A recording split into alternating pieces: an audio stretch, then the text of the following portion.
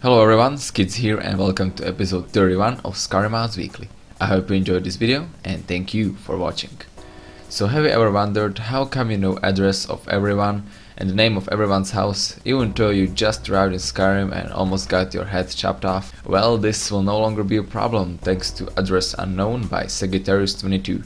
Author of People Are Strangers, a mod that basically did the same thing but to humans. Now whenever you approach a house, you will not see any text. Now if the door is locked, you will see this sign instead. Now, I personally think that this mod is realistic. I mean, you obviously don't know where everyone lives and you shouldn't even know it if you wanna play like a really realistic Skyrim. But one thing that bothered me is that once you visited the house itself, the name still did not appear. I know that Matter said in the description that that is not possible, but it bothered me a little bit. It also bothered me that, for example, Jarl's houses were, not named. I mean, even if you just came in Skyrim, I think you should probably know where Jarls live, at least. And you know some names of some of the famous buildings that you most likely know. But otherwise, this mod is pretty realistic, immersive, and it is especially useful to use along with People Are Strangers. You will really feel, realistic gameplay. A lot of people aim for that, and I think that this mod is exactly for them. Next up we have Extended UI by MrJack. This mod basically overhauls the skill menu. And in vanilla Skyrim you all had to scroll through menus, and to be honest, even after all the hours I spent in game, I still don't know where the hell is Conjuration tree or where the hell is Alchemy tree if I start at, for example, heavy armors. Now this mod changes that, as you can see on screen right now. In the bottom part of the screen you will now have names of all the skills that are available in skill tree along with the progress you're making to their next level. Now it is very easy to scroll through these and you know exactly where you want to go. So for example, if you start at Illusion and you want to move to Light Armor, you just move to the left, and if you want to move to Restoration, you just move to right. It is really easy to navigate through and I did enjoy it. In the top corner you can see your magicka, your health and stamina along with your name and race, and you can also see your level with the progression bar. Now the best thing about this mod is actual skill tree. In vanilla game you couldn't see the names of the skills that were up the tree and you just have to memorize them or just click on them. But with this mod, immediately when you click on the skill tree you can see all the skills that are in the skill tree itself. Now, I personally found that really useful because if you wanna upgrade a specific skill and you're not sure if it is in this tree, you can easily see if it is or if it is not. And it is also easy to navigate through the trees.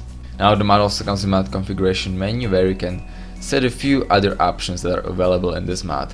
For example, you can now set the wait time to 720 hours. That is great if you, for example, waiting for a courier to arrive to you and you have to wait for more than 24 hours. And the third part of this mod is the console itself. Now as you can see, it has a kind of different look, at least I think. You can also pull it down on full screen now if you feel like. I personally did not really use that because it kind of bothered me. It was just right in my face and I didn't really like it. But for some people it can be useful, and so yeah, it is part of the mod as well. So overall, a great mod, I definitely recommend it. The skill tree is now a lot easier to navigate through, and like I said, make sure you go ahead and check it out. Moving on, we have Skyrim Enhanced Camera by LogicDragon. Now this mod already came out 2 months ago, but Matter decided to release it again because it came out of beta. Now if you don't know this mod, let me just give you a quick description of what it is. If you already modded the Fallout 3 or Fallout New Vegas or even Oblivion, you most likely already know this mod. This mod basically makes you see your in-game body. Now in vanilla Skyrim or Fallout or Oblivion you couldn't see the bottom of your body whenever you look down, and I kinda find that cheap and lazy from authors of games. Now with this mod on you can see your body without any problems. Now this mod also makes some of the third person animations go into first person, like the ones on Forge, Smelter, Tanning Rack or Alchemy Lab. As you can see, they look quite good, they are not really buggy. I haven't noticed much clipping with this mod. I know that in beta there was quite a lot of clipping, but this time I didn't notice much. Horse riding is amazing, I really love that part, it's not buggy, no major game breaking bugs either. Now I don't know exactly how this works, but Matter basically used a hybrid between first and third person, and I personally think it is a lot better than immersive first person view because the head bobbing in that mod was just awful and I didn't really like it. In this mod there is no head bobbing. We can set a bit of head bobbing if you want, but I personally don't really like it.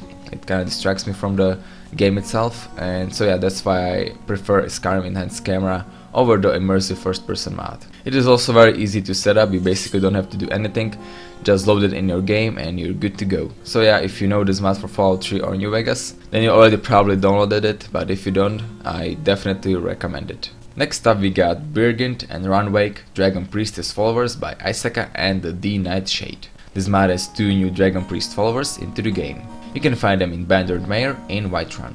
Now what is mainly unique about these 2 is that they are obviously not humans but Dragon Priestess. They come with their own special abilities like shouts, custom trowels and some spells. Now when we take a look at their visual, I have to say I liked it. They don't look like some of the other followers with baby faces, but they don't look way too old either, so there's a nice balance between, prettiness and realism. They also have some tattoos on their face, and I also think that the armor is custom as well, or at least I did not see it yet, along with the horns of course. Now like I said, in combat they have their custom shouts and spells. They were very effective in combat. The 2 female and 2 male joggers they spawned are very strong, and also they're called Ignal and Ragnarok the Red. So yeah, most of you probably know who these guys are if you know the lore. But anyway, like I said, great followers, they're effective, they look good, they come with unique shouts, spells, so they're basically very unique. Great visuals, great effectiveness in combat, and so I really recommend them, and I will definitely keep them in my game. Now let's take a look at 3 texture mods. First one is called WATERplants by SparrowPrince and Evi65. Now we all most likely know the water mod made by SparrowPrince himself. Now he decided to collaborate with Evi65 and Evi retextured his WATERplants. Now all these new textures are in 1K and lily flowers are also in 3D. Holy shit, that is amazing. You can find all these WATERplants only at Lake Elenalda, which is the Guardian Stone Lake, you probably know that one, it's the huge big lake in the middle of Skyrim. Now as you can see, I have to say that Evi once again did a great job. He's been recently on a streak of basically retexturing every single thing in Skyrim, but anyway, as you can see, the retexture itself looks amazing. Now I don't really have anything to say about it. I really did like it, it's just up to you if you love it or not. When I compare it to original SparrowPrince, lilies and WATERplants, I definitely like Evi's one a lot more, just like all of his other retexture mods. So yeah, make sure you go ahead and check it out. And now let's move on to retexture of a retexture called WATERplants, retexture by Pfuscher aka Zervus1. Now this mod retextures the Evi's retexture of the WATERplants themselves. So yeah, we got a retextureception right over here. So as you can see, now it's basically only up to you if you like the retexture version of Evis or the retexture of retexture by Zervus1. To me, both of them look pretty good. I think I'll be keeping the Zervus1 in my load order because it's the second one I installed. But anyway, looks great, and yeah, personally I never saw a retextureception so far. So like I said, you can find the links for both of the mods in the description, so make sure you go ahead and check them out. Next up we've got Tamriel Reloaded Interiors by 32 cm, just like my penis. Oh snap! Anyway, if you know Tamriel Reloaded, then you know what this mod is about. It basically retextures few of the interiors in Skyrim, and by few I mean a lot. Right now it retextures sewers, mines, redways, forts and prisons. Now as you can see, the difference between vanilla prisons and vanilla forts and all the stuff with the retextures and the retextured versions is pretty big. Just like with Tamriel Reloaded, if you install this mod you would see a huge change in your Skyrim. Now I personally like the retexture one a lot more. I also used Tamriel Reloaded for quite a lot of time, and so yeah, I really liked it. My favorite parts were probably the forts. The biggest difference could be seen mainly there, and my least favorite would probably be the prisons. Generally a great mod. I did enjoy all of the retextured parts, and I have to say that 32 cm did a good job. And so yeah, like I said, you can see the comparison shots on screen right now, and so it's only up to you to decide if you like the vanilla version or the 32 cm version of interiors. But I personally choose the retextured version, and so I have to recommend this mod as well. And the last retexture mod I have here is called HD Netch and Siltstrider by MysteryModder. Now this mod, as the name says, retextures the Netch and Siltstrider. Now you can find these creatures in Dragonborn DLC, and there is only one Siltstrider located in game right now. You can find him northwest, I think, of the Sunstone, and if I'm not right, then you can just Google it, and you can find Netches basically all around Solstheim. Now if you take a look at comparison shots, I have to say that of course the retextured version looks better. Everything looks better because Bethesda screwed everything up, but let's not talk about that. And anyway, there's a lot more details, the textures are a little bit darker. I don't know why it is, but all the retexture projects I ever reviewed had darker textures than the original ones, but you know, I don't really mind that. And yeah, like I said, great looking mod. This Siltstrider looks amazing. I really did enjoy his look. So, you know, if you're just aiming to play Souls time, or if you already played it but you feel like returning to it, then I definitely recommend this retexture, because it will make your Netch and Siltstrider look a lot better. Now let's take a look at one of the greatest armors that was ever made. You wanna know why it is greatest? Well, you will find out soon. Anyway, it is called Dwarven Sorcery Armor by MysteryModder. You can obtain it by crafting it at any forge under Dwarven category, but you will also need some perks to craft it. Anyway, as you can see, it comes with custom model and meshes. I'm not sure about the textures. They look pretty custom to me, but I think I saw some of the vanilla assets there as well. And anyway, textures are great, the model is great as well, it really looks Dwarven. I especially like the Centurion head on the right shoulder, that one looks amazing. And now, prepare for the best thing you'll ever see. That's right, it is animated. I don't care how many armors I already saw animated, this one just beats them all to the ground. Oh, I just love the animation so much. Look at those little wheels spinning on the gauntlets, on the boots, on the front armor, and even the Centurions is spinning a little bit, and the back, oh, it's just amazing. It also produces steam.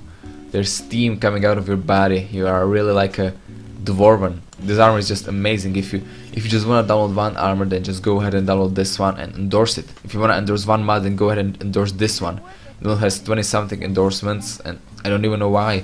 It's freaking amazing.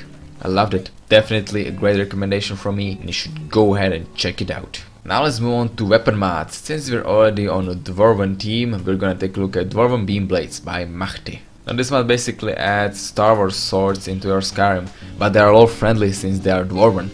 So all your lore lovers can, you know, jump in the air and sing a song or something.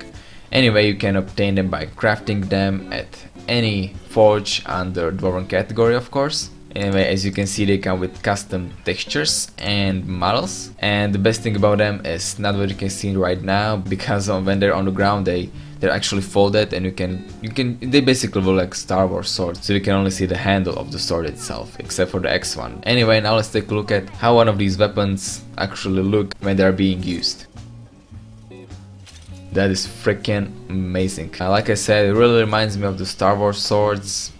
It not just reminds me, these are basically Star Wars swords in Skyrim, and I really love them. The animation of the sword is great, it works perfectly. The beam itself looks amazing as well, you can't even see through it, only a little bit. And I have to say, I also liked all of the variations. I think there are 6 variations right now. I also have to say that my favorite one is probably the Gladius one. That one just looks freaking amazing. Some of the models are same, like one from the blade and dagger for example, but most of them are custom and different. In combat they worked fine as well. They have a kinda custom effect that whenever you hit an enemy they're electrocuted. They are not stunned or anything, it's just a nice visual effect, and it is a nice bonus to the weapons themselves, so definitely recommend it, I really loved it. And the last mod I have for you today is called the Huntsman by InsanitySorrow. Now you can obtain this weapon in Bleak Falls Barrow at the end of the main quest. Now the Huntsman is not just some usual bow, because it can be upgraded. So you know, basically when you take it from Bleak Falls Barrow, it will just look like a usual bow. It doesn't have, you know, much attachments, like I said, just the usual bow. But if you find upgrades for it that are scattered through world, it will look like lore friendly futuristic bow from Crysis. Anyway, the Huntsman itself comes with custom model and textures. They look pretty good, I really did like him. I mean, it's weapon by InsanitySorrow, so you know, they have to be great. Now the basic bow looks kinda, you know, just like a basic wooden bow, but the fully upgraded one looks freaking amazing. As you can see, there are some spare arrows on the side of it, there is a really nice scope on it as well, and there is something that looks like a bipod, but that's probably not it. Yeah, that just for me just looks like a bipod, so yeah, don't hate me. In combat, the fully upgraded bow works great as well, and you know, I'm not really good at archery, so I'm not sure if I tested it properly, but for me it worked great. Overall, a great mod by InsanitySorrow. It is a unique weapon that is upgradable, and it's not just a, you know, usual weapon, so I definitely recommend it. And yeah guys, I guess that's it for this episode. I will have one small announcement for you. I was thinking about making a Twitch account since everyone seems to make them these days. I went to the stream process of creation of Skyrim mods weekly, So you would basically see me picking up mods, recording the footage for them, recording this audio, then editing it, just so you could see how much it takes for me to create one mods weekly. It will probably be a few hours stream, and I just wanted to know if you guys are interested in it. I would probably also stream some Daisy, maybe Daisy editing, just the editation of some of my other vids, maybe some Skyrim let's plays. Also, there may be a shortage of videos because I'm in my last year at school, and so I have a lot of things to do. And so yeah guys, I guess that's it for this video. I hope you enjoyed it. Leave a like if you did, tell me what you think about it in a comment, subscribe for more Fallout, Skyrim, Daisy and Stalker content, and I will see you next time.